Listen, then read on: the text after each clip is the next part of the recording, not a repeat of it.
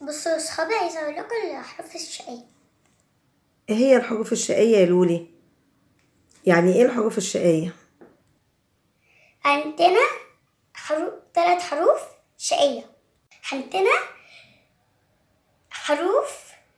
6 حروف شقية. طب اسمهم ايه الحروف الشقية يا لولو؟ ايه هما؟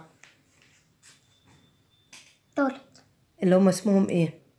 ألف، ايوه. دال، ايوه. سين، را، سين، واو. طب انتي ليه يا لولي بتقولي عليهم حروف شقية؟ علشان ايه؟ عشان هما يمسكوا قبليهم، يعني يجي حرف قبلهم، عشان يجي حرف قبلهم، لكن ما ينفعش يمسكوا حروف بعديهم. صح يا لولي؟ صح. طب انتي اكدي لي بقى الكلام ده، وريني ازاي. هينفع توريني؟ وريني. ألف يمسك قبلين، ميمسكش بعدين. تمام. طب والدال والزال وريني كده. تتال. ايه ده برضو؟ ما فيش حاجة تمسك فيه؟ يعني يمسك هو اللي يمسك في الحرف اللي قبله، لكن ما فيش حرف يجي بعديه يمسك فيه. طب والزال؟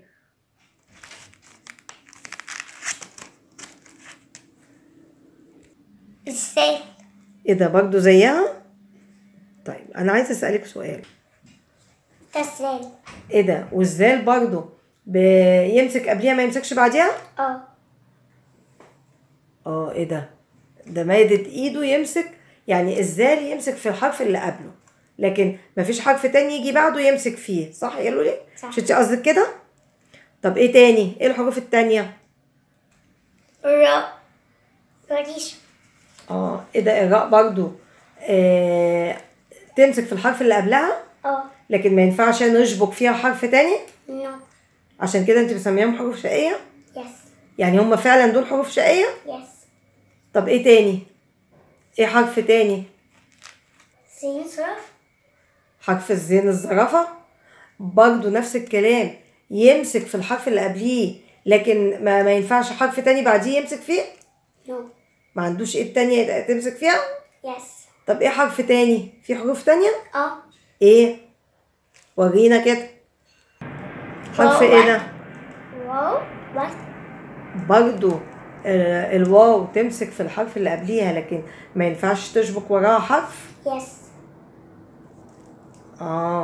يعني اذا بقى ايه الحروف الشقية تاني؟ طب قوليها لي.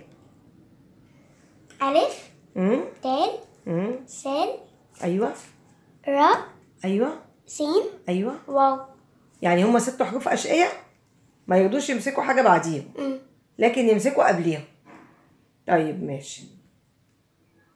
الفيديو عجبكم متنسوش تعملوا لايك وشير وكومنت وفعلوا الجرس. بحبكم قوي، الى اللقاء، اشوفكم في حلقة جديدة.